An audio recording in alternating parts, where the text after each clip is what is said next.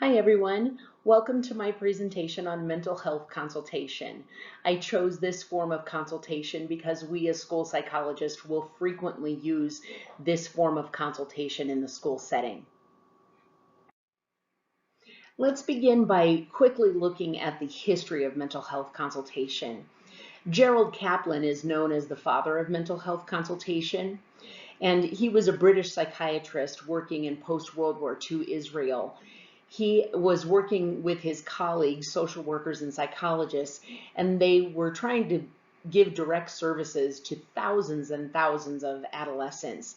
They realized that they were not going to be able to keep up that pace, so he decided to put together a framework where they could instead become consultants with the caregivers and teachers, parents in these students' lives to be able to promote positive mental health outcomes for them while not providing direct service, which is ultimately what we will be doing in the schools. Interestingly, as we come forward post-pandemic, Dr. Norman Carey said this about mental health consultation, that because of the pandemic, we now can use teleconferencing and virtual platforms that extend the reach of mental health consultants across time and physical space.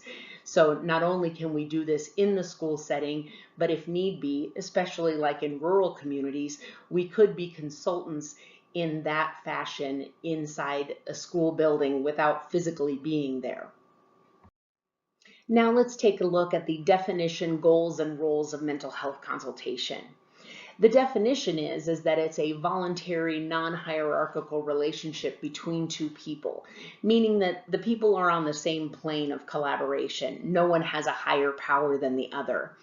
They each are also considered an expert in their area. For instance, a teacher may be a curriculum expert, or the parent may be the expert on their child. And also, there must be a mental health professional in the mix, and that becomes the school psychologist. It may also be a school counselor who serves as the mental health expert within that collaborative role. The goals are to promote the mental health functioning of the student, and they do this by improving the functioning of the consultee in their job performance. One thing to remember is that we don't provide direct therapy to the consultee, either to the teacher or to the parent. The roles are that the consultee actually defines the problem, and they have autonomy to accept or reject the intervention that you may propose to them, except maybe in situations where it's expected in an RTI or MTSS process. And finally, the consultant is the one who addresses the interpersonal difficulties found within the consultee. There are three core features of mental health consultation. The first of which is that the point is to increase the functioning of the caregiver, and the consultant can do this by using a variety of activities.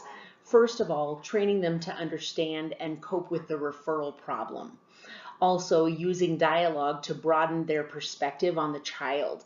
They may hold a stereotypic notion of what is happening with this child, and as the consultant, you may need to reframe their ideas about the child. We also need to support them in their own environmental context. They may be in a very difficult school. They may not have a very supportive administration. We need to look at them and increase their functioning, understanding their own environmental context.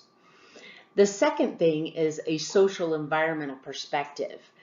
Each child has a community of their own caregivers, their own teachers, their support staff, bus drivers, a para, and so we need to understand that that environmental perspective functions with all of those people in that area. And we want to create an effective social environment for them where all of those adults are working together to create that supportive environment, because we know that that leads to them having more adaptive behaviors and less psychological disturbance. The next component that I'll talk in more depth about on the next slide is that the consultee's personality can interfere with their functioning. And there are 4 areas of difficulty that we'll talk about. When it comes to the consultee's personality having some kind of interference with their abilities, it may be because of a lack of knowledge, a lack of skill, a lack of confidence, or a lack of objectivity. As far as a lack of knowledge is concerned, it may be that they have a limited knowledge about the mental health issues that are contributing to the challenges with the student. And as the consultant, we may have to provide education about that mental health issue, as well as any cultural factors that may be at play for that student. In terms of a lack of skill, they understand the problem, but the solutions that they're trying to use aren't working. And so they may need to consult with the school psychologist, or even better yet, with mentors in their same field who can give them good strategies to use. As far as a lack of confidence is concerned, they may have the skill set to solve the problem, but they don't have the self-efficacy to do so. And so they're not able to understand how to skillfully apply the interventions that may be being proposed. In terms of a lack of objectivity, there are 5 different types. The primary one is theme interference, and that can be when they've had a previous experience that colors their thinking or feelings about the current challenge that they're facing. Maybe they had a similar situation with a former student, but they didn't know how to implement the intervention appropriately. There's also a thing called professional distance, and so they may have difficulty in objectivity because they feel a direct personal involvement with the student. They identify with the client in a way that it is hard for them to separate themselves from that student, a loss of perspective. They also may be transferring their own feelings and expectations onto the student as if they were the ones who were having the problem. And there may be a characterological distortion, which is that their own personality factors, things like perfectionism, might be interfering with their ability to work with the student who doesn't really care about being perfect in that scenario. As with most forms of consultation, the process begins with relationship building. Of course, we all know that it's important to use empathy and to understand the perspective of the consultee. We have to show a tolerance for their feelings and to understand where they're coming from. We also need to know that it's important to recognize that gathering the data really should be systematic and objective so that everyone understands the meaning for which they're trying to apply interventions. It's also important to maintain confidentiality as much as possible with the consultee because this really is a 2-person process and not really seen in team relationships. Most everything really would need to remain confidential within that 2-person relationship. It's also important as the consultant to recognize that you should begin with the highest level of the administration in the building, because if you want to try and implement a robust mental health consultation model, you're going to have the principal and other administrators on board. The next step in the process is the assessment, and you need to be able to assess not only those interpersonal things that are happening within the consultee and assess how you can support them in that way, but also to look at the organization as a whole and determine what other factors may be contributing to the students' difficulties. Things like the curriculum or daily routines, or even larger things like systemic racism. Then moving on to interventions, the consultee and the consultant may work together to brainstorm ideas as far as the interventions are concerned, but ultimately it's the consultee who comes up with the idea and then implements the intervention. The role of the consultant really is to identify those interpersonal factors within the consultee. And finally, follow-up and evaluation. The consultant seeks feedback for both the outcomes of the intervention as well as the experience of the consultation with the consultee. As with all models, there are strengths and weaknesses to consider. The strengths of mental health consultation, really the primary one, is that it creates an atmosphere of collaboration between mental health experts and teachers or administrators. When a building puts a focus on social emotional learning, they understand that mental health really does play a role in successful outcomes for all students. It also provides support to teachers and gives them the tools to become successful with mental health interventions in their classroom. They may learn from the process that they have an intervention that they're using with one student at this time, but they might be able to apply that intervention in the future with other students. And even without empirical evidence of the effectiveness of beneficial outcomes from mental health consultation, there have been a lot of reports by consultees and clients that it truly is effective. Again, the weaknesses show that there is limited research about mental health consultation outcomes. The interpersonal variables within teachers and parents are subjective and they're difficult to measure. Some people believe that rather than measuring the indirect effects that support clients, it should be that the consultant and consultee relationship is what is measured. Another weakness is that it's not taught in all school psychology graduate programs. I'm really glad it's taught in ours. And finally, it can be hard for teachers to see how their interpersonal factors actually impact their students. There really are three different types of mental health consultation that takes place in the schools. These can be child-centered, where the consultant and the consultee focus on a specific academic or behavioral problem of a single child or a small group of children.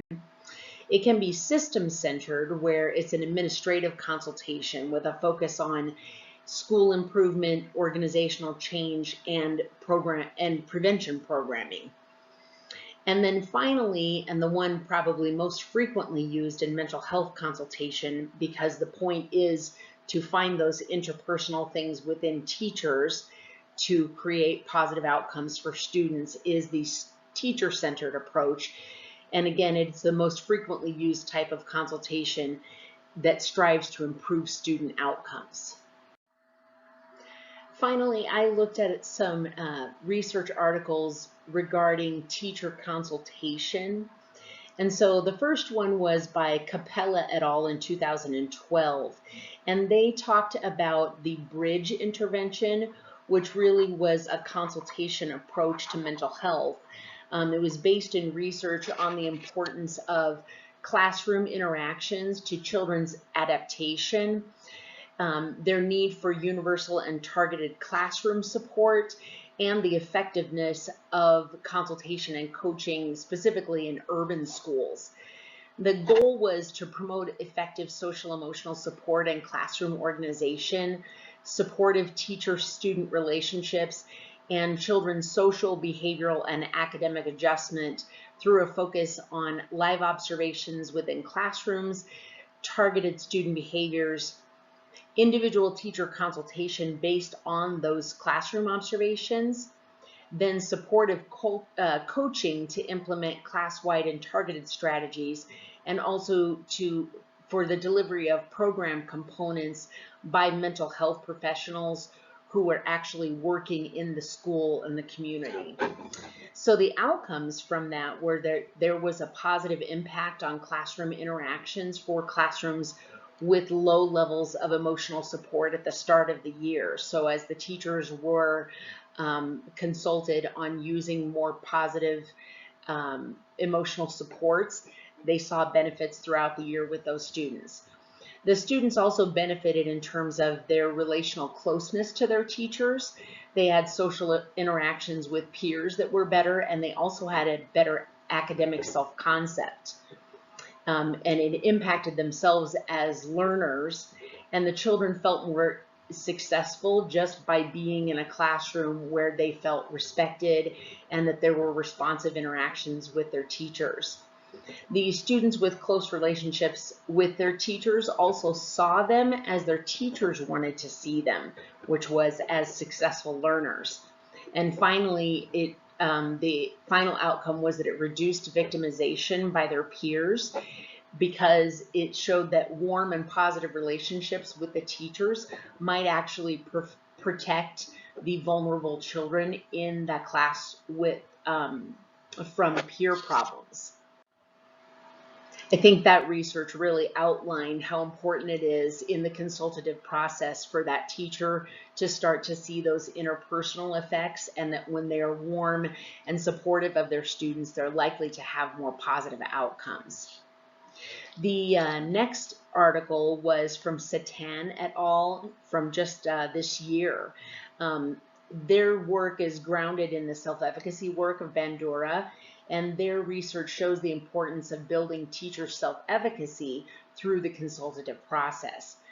It said that teachers with high levels of efficacy may have the ability to be mindful and accept their own emotional experiences, which allows them to maintain focus and complete their work efficiently, while also effectively managing the classroom distractions. So when they have a better sense of what's going on mindfully within themselves, they can be more supportive in the classroom.